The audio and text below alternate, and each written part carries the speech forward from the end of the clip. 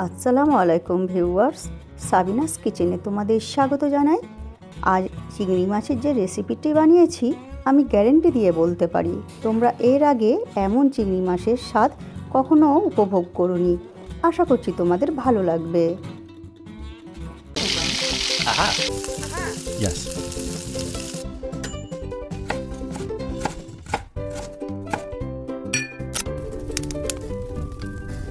Wow!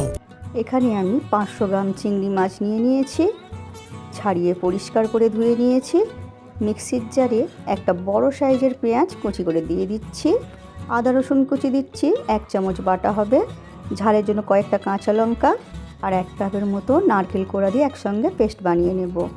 এদিকে আমি কড়াতে তেল দিয়ে গরম করে আমি চিংড়ি মাছগুলো ভাজতে বসিয়ে দিয়েছি। কড়াতে চিংড়ি মাছটা দেওয়ার তোমাদের দেখাতে পারিনি, ভিডিও স্কিপ হয়ে গেছিলো। এরপর হালকা করে ভেজে চিংড়ি মাছগুলো আমি তুলে নেব, বেশি কড়া করে ভাজবো না। আবার আমি তেল দিয়ে দিচ্ছি কড়াতে, একটা তেজপাতা ছিঁড়ে দিয়ে দিলাম, বেটে রাখা মশলার পেস্টটা দিয়ে দিচ্ছি, জায়গাটি ধুয়ে পানি দিয়ে দিলাম। দিয়ে এরপরে এতে পরিমাণ মতো লবণ দিয়ে দিচ্ছি আর দিয়ে দিচ্ছি 1 চামচ মিট মশলা গুঁড়ো। সব কিছু দিয়ে মশলা আমি কিছুক্ষণ কষিয়ে নেব। মশলা কিছুক্ষণ কষানো হয়ে গেলে এর মধ্যে এবারে 100 গ্রামের মতো হালকা টক আছে এমন দই আমি দিয়ে দিচ্ছি ফেটিয়ে, দিয়ে আবার আমি মশলা কষিয়ে নেব। মশলা যত ভালো কষানো হবে তরকারির স্বাদ তত ভালো হবে।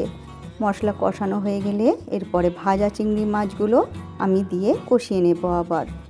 এর আগে তোমরা অনেকভাবে চিংড়ি মাছ রান্না খেয়েছো, আমি গ্যারেন্টি দিয়ে বলতে পারি এমন স্বাদের মাছ তোমরা কখনো খাওনি। এইভাবে একবার অবশ্যই রান্না করে দেখো তোমরা।